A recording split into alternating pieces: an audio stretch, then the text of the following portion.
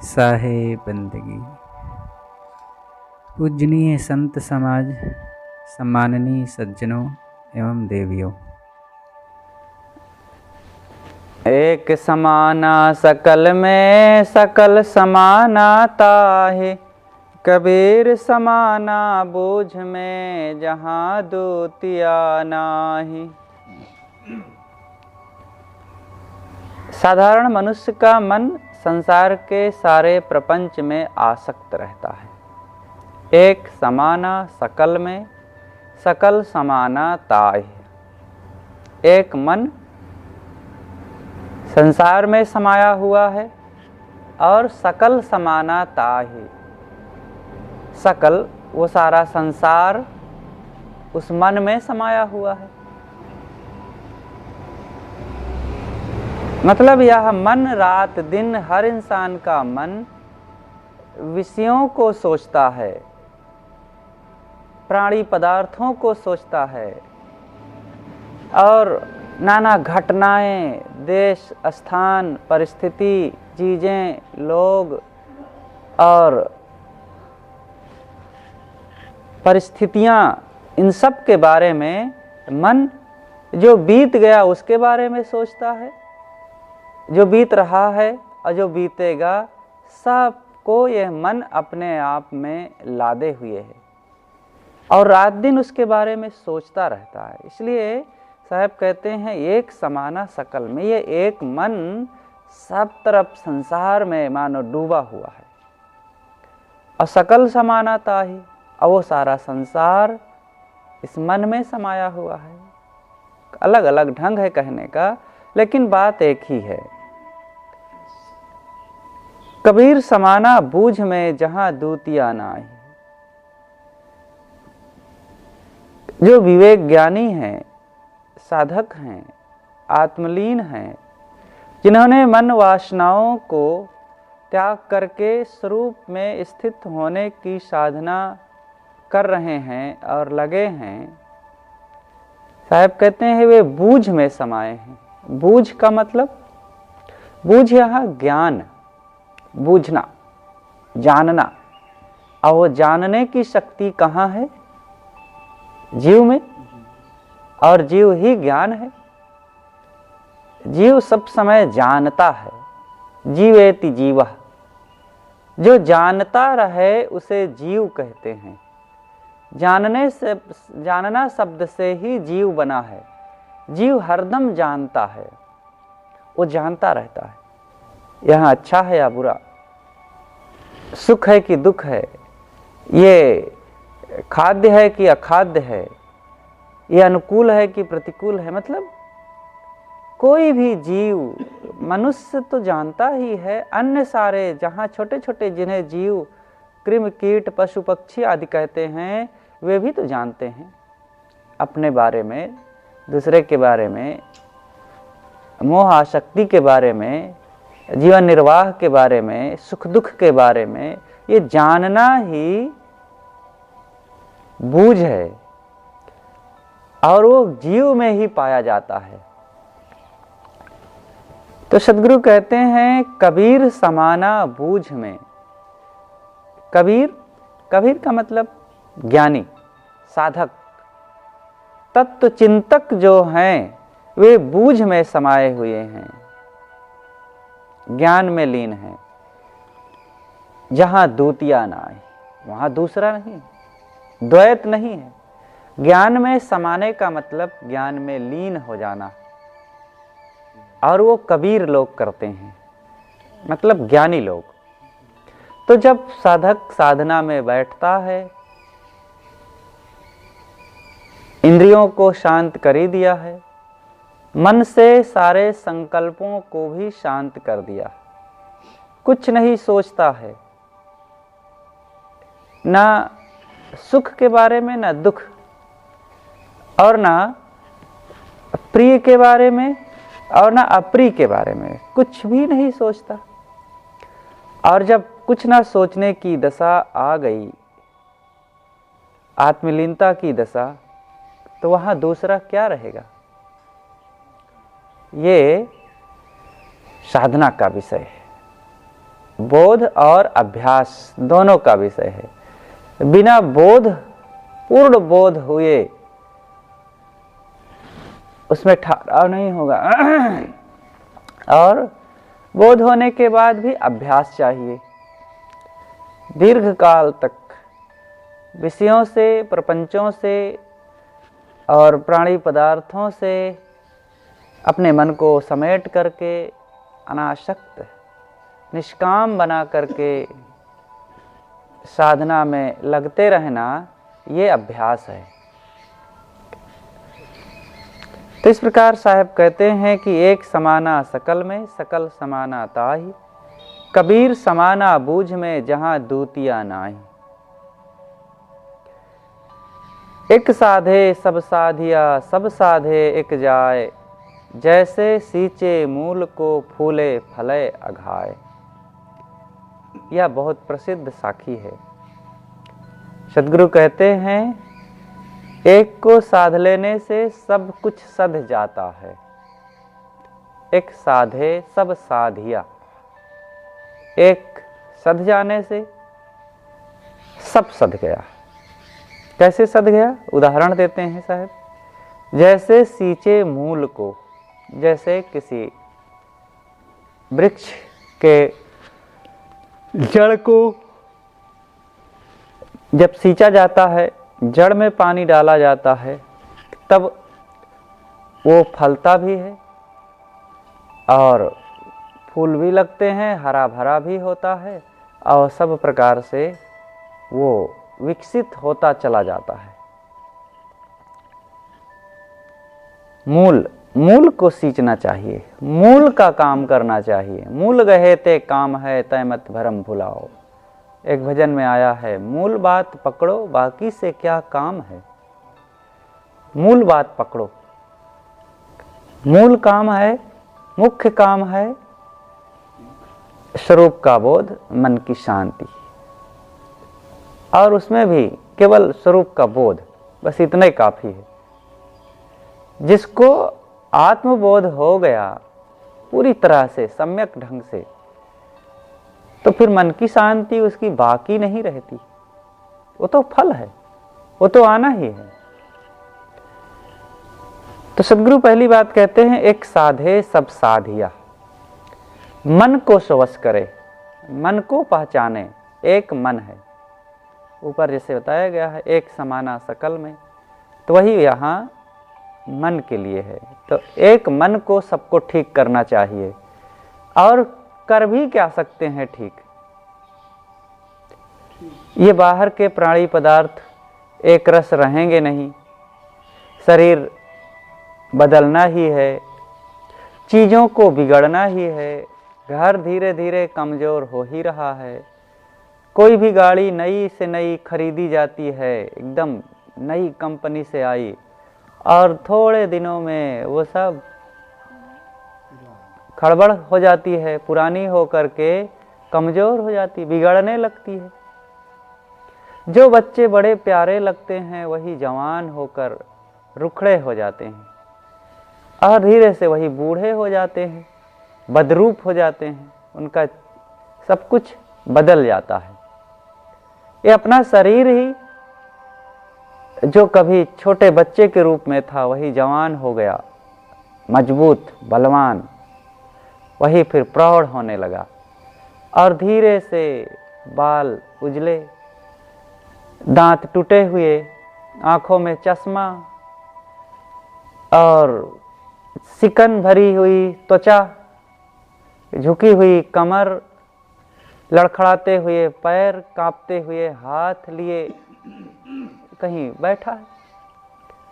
यहाँ अपने हाथ में, अपने बस में है क्या? जिनके लिए रात दिन परेशान हैं, वे लोग भी अपने मन के अधीन होकर के कब कहाँ चले जाएं, कब हमसे कौन प्रेम करने लगे, कौन नफरत करने लगे, कुछ नहीं कह सकते। कुछ भी यहाँ अपने हाथ में नहीं है। इसलिए साहब कहते हैं, तुम एक काम करो, एक मन को पहचानो। जिसने मन को ठीक कर लिया, उसके जीवन से पीड़ा निकल गई, और हमारा यही काम है, यही हमारी ज़रूरत है कि हम दुख रहित बने।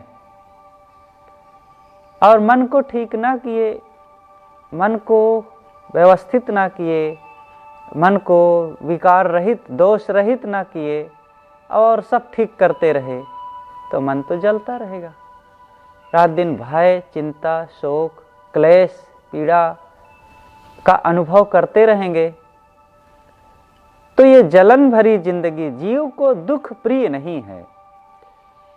कुछ भी हो लेकिन वो हर हाल में दुख से भागना चाहता है।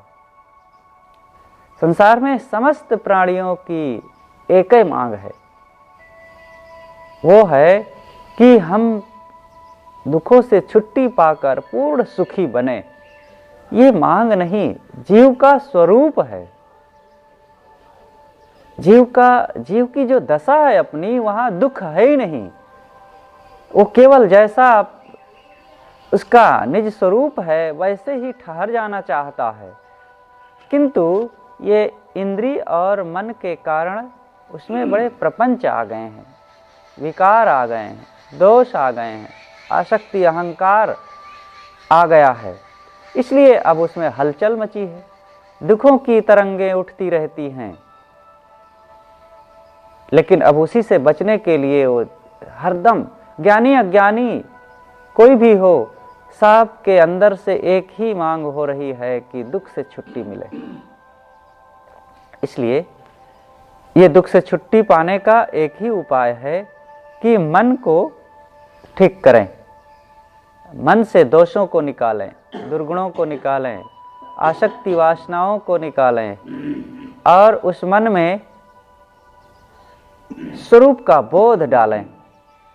और फिर जब उसका विचार प्रगाढ़ हो जाए और उसकी रहनी मजबूत हो जाए तो फिर पूरी तरह से विचार रहित होने की दशा को अपनावे। तो यह है जीवन को सब प्रकार से परिष्कृत करना। तो साहब कहते हैं, एक साधे सब साधिया, सब साधे एक जाए। एक मन को ठीक कर लेने से सब ठीक हो जाता है, बाहर व्यवहार भी अच्छा हो जाता है। हम परिवार के लिए, पत्नी बच्चों के लिए खूब चीज़ें लावें, खाने पीने के लिए लावें, पहनने ओढ़ने के लिए अच्छा सा मकान दे दें, गाड़ी दे दें, और उनके साथ सुंदर व्यवहार ना करें, उनसे ठीक से बोलें ना, तो सब बेकार हो जाएगा। एक ये व्यवहार भी चाहता है, लोग भी चाहते हैं कि हमारे साथ लोग मन को ठीक करें। मन ठीक होना जरूरी है। चाहे जितना हम अच्छे अच्छे जीवन निर्वाह की चीजें सब कुछ ला करके दे दें अपने अनुगामियों को, अपने पास रहने वाले लोगों को, लेकिन जब तक उनके साथ मन को ठीक नहीं किया जाएगा तब तक उनको भी खुशी नहीं मिलेगी। हम सब चीज़ ला करके और उनसे क्रोधपूर्वक बोलें, उनकी निंदा चुगली करें, उनको मारे पीटें, तो वे कभी सुखी नहीं रह सकते। भले चीज़ें कम हो लेकिन मन ठीक हो। जब मन ठीक होगा तो प्रेम बढ़िया होगा, आपस में मेल मिलाप, सेवा, सदाचार और सुंदर बर्ताव होगा, और यही सुख का साधन है। तो व्यवहार भी यही कहता है कि सुख तो मन की पवित्रता में है। चीज़ों की जो विपुलता है और चीज़ों का भंडार हमारे पास लगा रहे, इससे सुख नहीं मिलेगा। मान लो कि चीज़ें खूब है, हमारे पास 1000 जोड़ी कपड़े हैं, खाने के लिए 1 कुंटल रोटियां लाकर कोई रख दे, पहनने के लिए 1000 जोड़ी चप्पल ला दे कोई, और 100 पलंग बिछा दे हमारे लिए कोई, खूब चीज़ें आ जाएं, हर प्रकार की चीजें, तो हमें क्या मिल जाएगा? परेशान तो होंगे ना। हमारे लिए एक गांव मिल जाए, पूरा गांव में केवल हम रहें, बड़े बड़े घर हों, 5000 गाड़ियां हमारे पास हों, तो क्या होगा? चीजें बहुत हो गई, तो क्या हम सुखी हो जाएंगे? इनसे दुख है, दुख हो जाएगा, परेशान हो जाएंगे, चीजें भी नष्ट हो जाएंगी और हम टेंशन तनाव में पागल हो जाएंगे। उनकी साफ सफाई नहीं हो पाएगी, उनका उपयोग नहीं हो पाएगा, वे सब निरर्थक हो जाएंगी। जैसे घर में बहुत सारी चीजें हैं, लगा कि बड़े मूल्यवान है, लेकिन ले आए और वो निरर्थक हैं। बहुत ऐसी चीजें निरर्थक ही घरों में होती हैं। तो चीजों को बढ़ाने से नहीं, मन को बढ़ाने से, मन को सद्गुणी और प्रेम, विनम्रता, सरलता, सद्भाव से परिपूर्ण करने से सुख शांति का अनुभव होता है। इसलिए हर इंसान को मन को ठीक करने की महती आवश्यकता है, परम आवश्यकता है। जैसे सींचे मूल को फूले फले अघाए, जैसे किसी पौधे को ऊपर ऊपर सींचे, उसके पत्तों में, एक एक पत्ते में जाकर खूब पानी डालें और उसके तने में डालें, उसकी डालियों में डालें, एक एक फूल को खूब धोएं और जड़ में पानी न डालें, तो एक समय आएगा कि वो वृक्ष सूख जाएगा और उसमें फूल फल तो कुछ आने ही नहीं। इसी तरह इस जीवन में हम चेहरे को खूब सजावें, कपड़े खूब पहनें, गहना खूब पहनें और भाषा खूब अच्छी बोल लें, सीख लें, चीज़ें खूब ला लें और मन भर को न ठीक करें, तो फिर केवल दुख दुख हमारे पास रहेगा और मन की जलन, पीड़ा और अवसाद के अलावा कुछ भी नहीं रहेगा। ऐसी दशा, ऐसी मनोदशा वाले लोग ही आत्महत्या करते हैं और ये होना ही है। जिसने मन की कमाई नहीं किया और शरीर संसार की वास्तविकता को समझ करके स्वरूप का बोध ना प्राप्त किया, उसको अवसादग्रस्त होना ही है। आज अवसादग्रस्त लोग लगभग 80% हैं। अवसादग्रस्त का मतलब टेंशन, तनाव।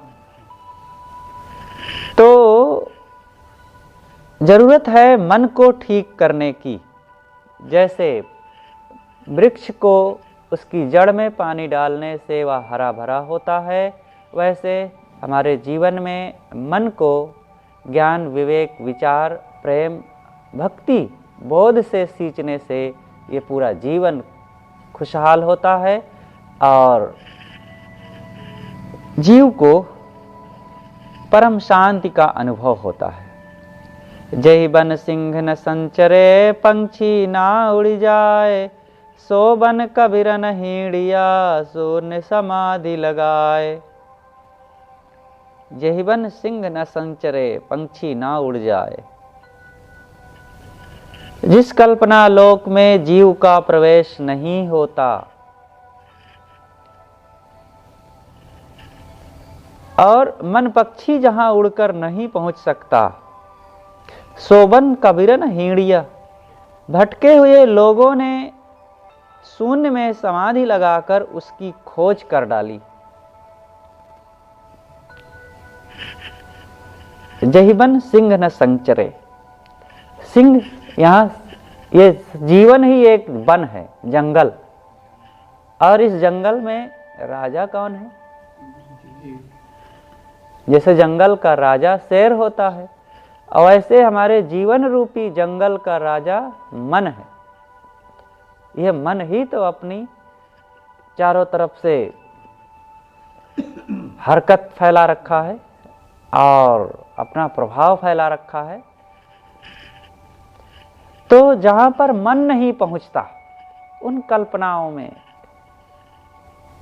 ईश्वर का चिंतन लोग करते हैं, ईश्वर को पाना चाहते हैं, बड़ी बड़ी पोथियां लिखी गई, और वहाँ तक आज तक उसके बारे में किसी का मन ना पहुँचा, लेकिन फिर भी उसी का सब लोग गुणगान करते हैं।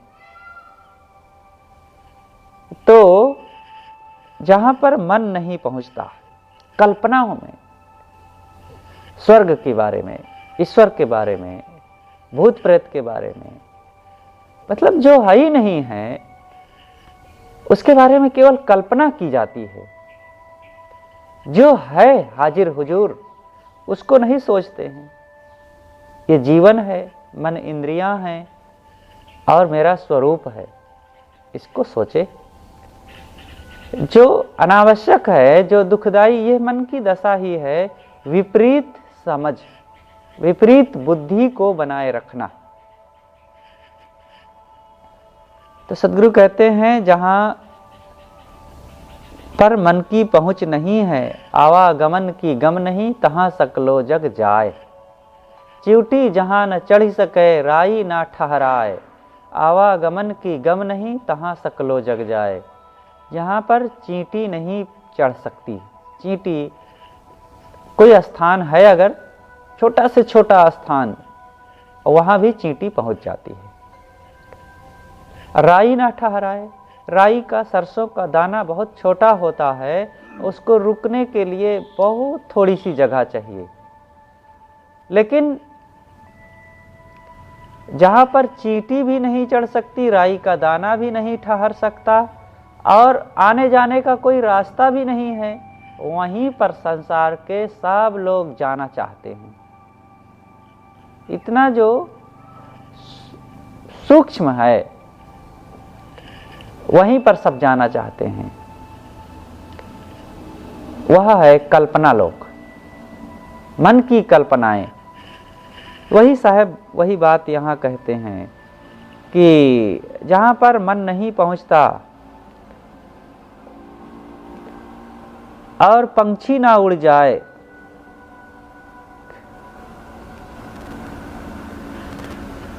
बाहर पक्षी, जैसे कि जो दुर्गम स्थल होते हैं वहाँ पक्षी भी नहीं जाते हैं, जहाँ बर्फानी जगहें हैं, बर्फ ही बर्फ चारों तरफ फैली हुई है, तो वहाँ पक्षी भी नहीं उड़ते, क्योंकि इतनी ठंड है कि वहाँ पक्षी कैसे जाएंगे।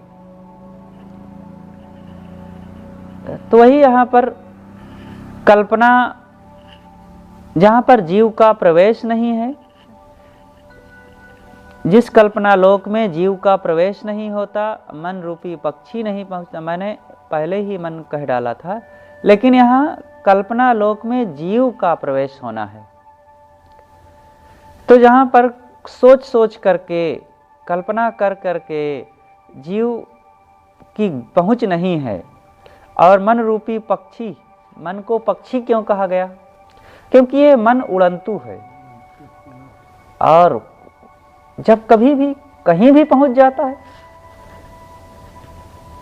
कोई किसी पक्षी को पहुंचने में समय लगता है, लेकिन ये मन को पहुंचने में समय नहीं लगता, इसलिए अद्भुत पक्षी है यह। तो जहाँ पर जिसके बारे में मन नहीं सोच सकता, पहुंच नहीं सकता, भटके हुए लोगों ने शून्य में समाधि लगाकर उसकी खोज कर डाली है। शून्य में समाधि लगाकर, शून्य कल्पनाओं में केवल वो अनावश्यक बातें सोच सोच करके और समय अपना खराब करते हैं। केवल कल्पनाओं में उड़ते रहने से शांति नहीं मिलती है। यथार्थता के धरातल पर स्थित होने की आवश्यकता है। यथार्थता का धरातल है स्वरूप का बोध, इसकी आवश्यकता है।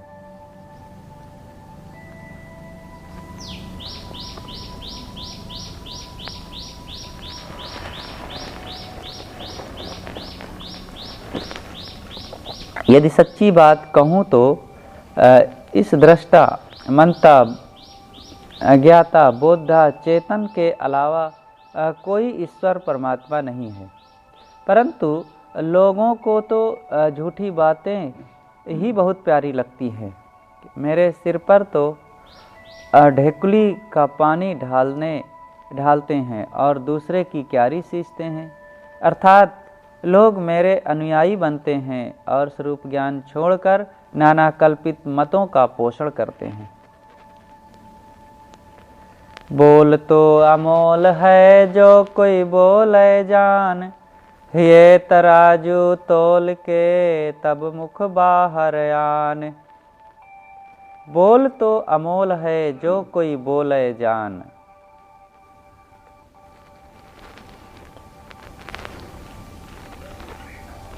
वाणी को हम पहचाने। साहब कहते हैं बोल तो अमोल है जो कोई बोले जान। वाणी एक एक वाणी की बड़ी कीमत होती है, बहुत अनमोल बातें होती है। बोल तो अमोल है जो कोई बोले जान। एक एक वाणी की बहुत कीमत होती है। अगर बोलना आवे तो बोलना कासो बोलिए रे भाई, बोलत ही सब तत्व नसाई। किससे बोला जाए, बोलने का तरीका होना चाहिए। क्या बोला जाए, कैसे बोला जाए और कितना बोला जाए। इस प्रकार बोलने की कला जिसके पास हो गई तो मानो अनमोल धन उसके पास मिल गया। तो बोल तो अमोल है जो कोई बोले जान, ये तराजू तौल के तब मुख बाहर आन। ये हृदय रूपी तराजू में तौल करके बातों को तब फिर मुख से बाहर निकाले। किसी बात को अच्छी तरह से समझ करके ही उसका ग्रहण और त्याग करना चाहिए। तो साहब कहते हैं कि वाणी की बड़ी कीमत है और हर इंसान को चाहिए कि एक एक शब्द की परख करे और उसको सही ढंग से उपयोग करे।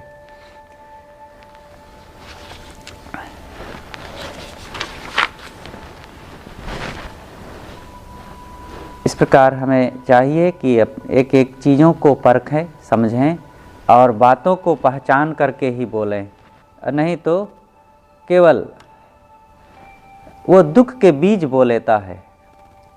तो वाणी एक एक वाणी की जीवन में बड़ी उपयोगिता है।